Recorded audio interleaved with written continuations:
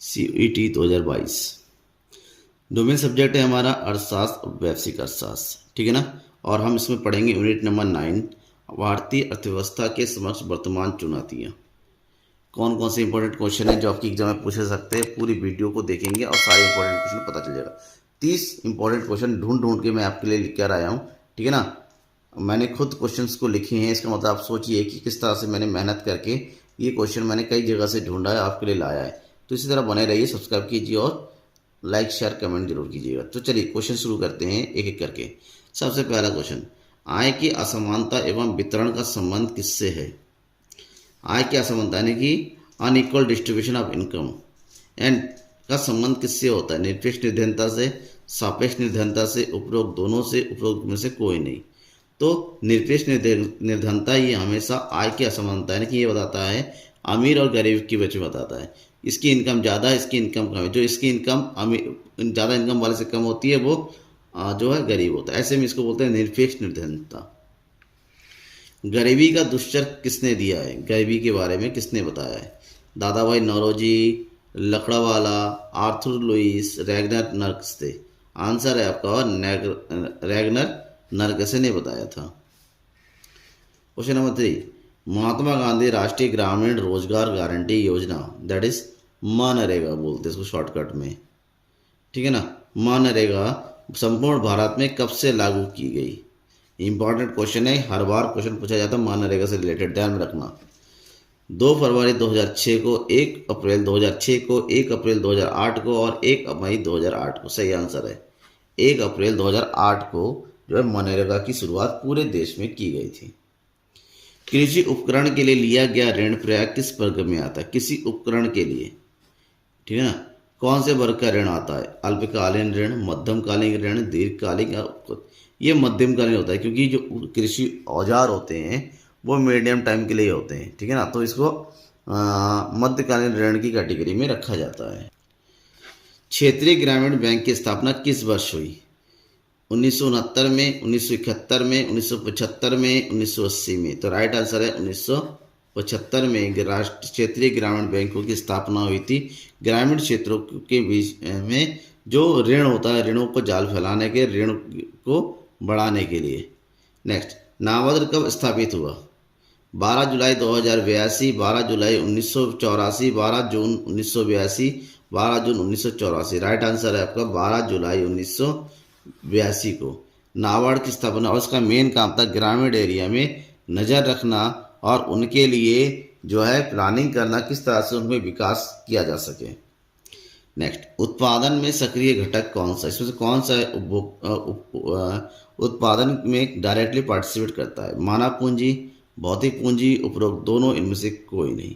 तो ध्यान में रखना उत्पादन के सक्रिय घटक जो है वो है मानव पूंजी। जो हट गया उत्पादन करना संभव नहीं होता है। मानव विकास है क्या चीज़ है, एक साधन है, एक साध्य है। साधन तथा साध्य दोनों है, इनमें से कोई नहीं। तो ध्यान में रखिएगा मानव विकास केवल और केवल साध्य है, ठीक है ना।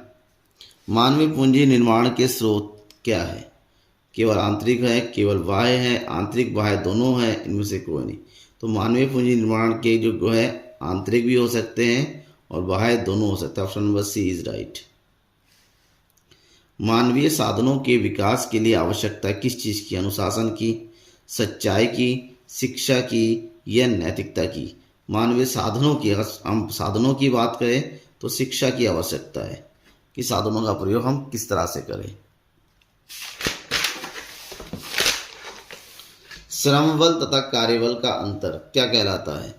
कुल रोजगार श्रम, अदृश्य बेरोजगार श्रम, बेरोजगार श्रम, इनमें से कोई नहीं। तो ध्यान में रखना है श्रम बल और कार्यबल के बीच का जो डिफरेंस होता है वो बेरोजगारी होते हैं, बेरोजगार लोग। क्यों, श्रम बल वे लोग होते हैं जो कार्य करने की इच्छा रखते हैं और कार्य करते हैं, दोनों का मिक्स होता है। कार्यबल जो ऑलरेडी इंगेज है, जो कार्य कर रहे होते हैं उनको। तो दोनों बीच का जो अंतर होता है वो बेरोजगारी की संख्या को बताता है। वास्तविक श्रम शक्ति की माप किसे कहते हैं। कार्यबल, श्रम बल, उपरोक्त दोनों, उपरोक्त में से कोई नहीं। तो वास्तविक श्रम शक्ति का जो माप है वो है कार्यबल। 14, 2001 में जनसंख्या में महिला श्रमिकों की प्रतिशत कितनी थी। 15, 25, 35, 40। तो आंसर है 25। मुद्रास्फीति की स्थिति में मुद्रा का मूल्य क्या होता है? बढ़ता है, घटता है, स्थिर रहता है? उपभोग में से ध्यान में रखना, मुद्रास्फीति की स्थिति एक ऐसी स्थिति होती है जहां पर देश में जितनी मांग होनी चाहिए उससे ज़्यादा होती है। इसका मतलब मांग की तुलना में सप्लाई कम होता है, तो मुद्रा का मूल्य ऐसी स्थिति में क्या हो जाता है? घटता चला जाता है, डाउन होता चला जाता है। ठीक है ना, option number B is right. मुद्रास्फीति की स्थिति में वस्तु का मूल्य क्या होता है? बढ़ता है, घटता है, अप्रभावित रहता है। अब क्योंकि डिमांड ज़्यादा है, सप्लाई कम है, तभी ज़्यादा होगा। डिमांड कम, सप्लाई ज़्यादा, तो वस्तु की जो मूल्य होता है वो धीरे धीरे बढ़ता चला जाता है, यानी कि ए ऑप्शन नंबर राइट। स्फीति से लाभान्वित होता है कौन? स्फीति मतलब होता है इन्फ्लेशन से। कौन, किसको फायदा होता है? उपभोक्ता को, विनियोगता को, उत्पादक को, श्रमिक को। इससे उत्पादकों को फायदा होता है क्योंकि प्रोडक्शन लाइन दोबारा शुरू होता है और जो पुराना बचा होता है वो उसको नए दाम पे ये बेच देते हैं। नेक्स्ट, मुद्रास्फीति समाज के धन के वितरण को बनाती है। क्या चीज़? समान, स्थिर, असमान, अप्रभावित। तो मुद्रास्फीति आने में समाज का जो धन का वितरण होता है वो असमान हो जाता है। ठीक है। नेक्स्ट 19, कीन्स ने मुद्रा संकुचन को अनुपयुक्त कहा क्योंकि? मुद्रा संकुचन का मतलब होता है मुद्रा के मूल्य में कमी होना। ये क्यों? क्योंकि ये बेकारी को बढ़ाता है, इस पर नियंत्रण नहीं होता है, ये विदेशी व्यापार कम करता है, ये सरकार के लिए समस्या नहीं है। तो सरकार के लिए बेरोजगारी चाहे जैसे भी हो समस्या ही है, लेकिन बट इस क्वेश्चन का आंसर होगा ए, यह बेकारी बढ़ाता है। नेक्स्ट, मुद्रास्फीति की प्रथम अवस्था क्या है? मुद्रास्फीति की प्रथम अवस्था रेंगती स्फीति, चलती स्फीति, दौड़ती स्फीति और सरपट दौड़ती स्फीति। ऑप्शन है रेंगती स्फीति। क्वेश्चन नंबर 21, यातायात किस प्रकार की आधारिक संरचना का अंग है? आधारिक संरचना यानी कि इंफ्रास्ट्रक्चर। आर्थिक, सामाजिक, उपरोक्त दोनों, उपयोग में से कोई नहीं। तो ध्यान में रखना, यातायात जो है सामाजिक आर्थिक संरचना का आधार है। सामाजिक आधारिक संरचना उत्पादन व वितरण में सहयोग देता है। किस प्रकार से? प्रत्यक्ष रूप से, अप्रत्यक्ष रूप से, उपरोक्त दोनों रूप से सहयोग नहीं। तो ये सामाजिक जो होता है, क्योंकि ये आर्थिक नहीं होता है, तो सामाजिक आर्थिक को अप्रत्यक्ष रूप से सहयोग प्रदान करता है। ऑप्शन नंबर बी, कृषि अपशिष्ट किस ऊर्जा का स्रोत है? वाणिज्यिक या गैर वाणिज्यिक? उपरोक्त में से दोनों या उपयुक्त कोई नहीं। तो कृषि अपशिष्ट जो है गैर वाणिज्यिक स्रोत है। 2011-12 के अनुसार ग्रामीण क्षेत्र में कैलोरी से ज़्यादा उपभोग करने वाले गरीब नहीं होते। कितने कैलोरी वाले गरीब होते? नीचे वाले, कितने से ऊपर वाले? तो ये ध्यान में रखना, अगर ग्रामीण एरिया में 2400 कैलोरी उनको मिल जाता है खाना तो वो गरीब नहीं कहलाएंगे। भारत में गरीबी से संबंधित आंकड़े कौन प्रकाशित करता है? नीति आयोग, योजना आयोग, वित्त आयोग, नेशनल सैंपल एवं सर्वे ऑर्गेनाइजेशन। तो ध्यान में ये रखिएगा, राइट आंसर है D, national sample survey organisation. Bharat में मानव संसाधन निर्माण एक बड़ी समस्या का सामना कर रहा है। किस प्रकार की समस्या का? जनसंख्या वृद्धि का, उन्नत तकनीक का, कीमत वृद्धि का, मुद्रा का अवमूल्यन होना। तो राइट आंसर है ए, जनसंख्या वृद्धि का सामना कर। क्वेश्चन नंबर 27, इनमें से कौन सा मानव संसाधन के स्रोत नहीं है? यानी कौन सा ह्यूमन कैपिटल के स्रोत नहीं है? शिक्षा में निवेश, स्वास्थ्य में निवेश, जनसंख्या वृद्धि, सूचना संग्रहण।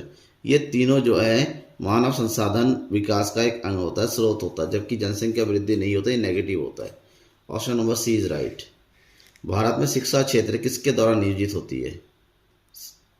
शिक्षा मंत्रालय, एनसीईआरटी, यूजीसी और एआईसीटीई, इनमें से सभी के द्वारा, यानी कि option number D is right. इनमें से कौन सा मानव संसाधन की एक विशेषता नहीं है? मानव संसाधन की विशेषता के बारे में बताना है, कौन सा नहीं है?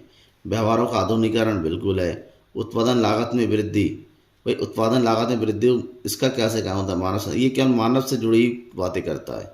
जीवन प्रत्याश में वृद्धि और भौतिक पूंजी या सक्षम उपयोग। तो ऑप्शन है आपका बी, ये उत्पादन की लागत को नहीं बढ़ाता, इसकी कम करने का काम करता है। ग्रामीण क्षेत्र को अल्पकालिक ऋण की आवश्यकता होती है, क्यों?